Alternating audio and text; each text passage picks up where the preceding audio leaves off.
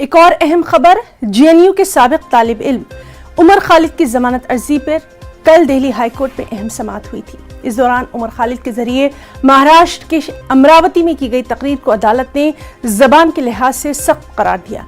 हालांकि अदालत ने साथ ही कहा कि गलत जबान इस्तेमाल करने या सख्त लहजा इख्तियार करने को दहशतगर्दाना अमल नहीं ठहराया जा सकता है।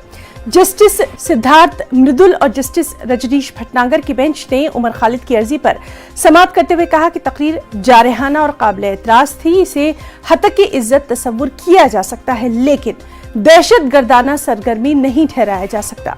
वाज़ेह है कि उमर खालिद को फरवरी 2020 में दिल्ली में फसाद भड़काने की मुबैना साजिश के पेश नजर यूएपीए कानून के तहत दर्ज मामले में गिरफ्तार किया गया था। इसके बाद से अपनी जमानत के लिए उमर खालिद कई अर्जियां दाखिल कर चुके हैं लेकिन उन्हें जमानत नहीं मिली है। अदालत इस मामले में आइंदा समाअत अब 4 जुलाई को करेगी।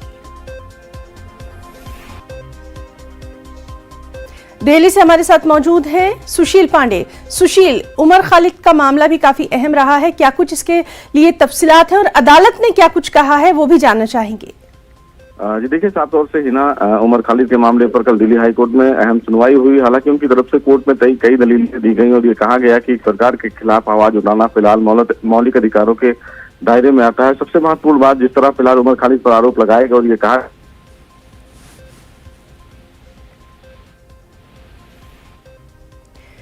तो नाज़रीन, हम बात करने की कोशिश कर रहे हैं। हमारे साथी सुशील पांडे जो हैं वो मौजूद हैं और जिस तरह से कल ये जो कहा गया था इस पर हम उनसे तफसीलात हासिल कर रहे हैं।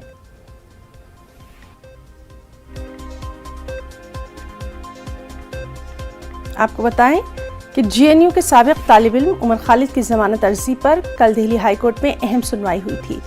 उमर खालिद के जरिए महाराष्ट्र के अमरावती में की गई तकरीर को अदालत ने जबान के लिहाज से सख्त करार दिया था। सुशील, आपसे हम तफसीलात जानना चाह रहे हैं।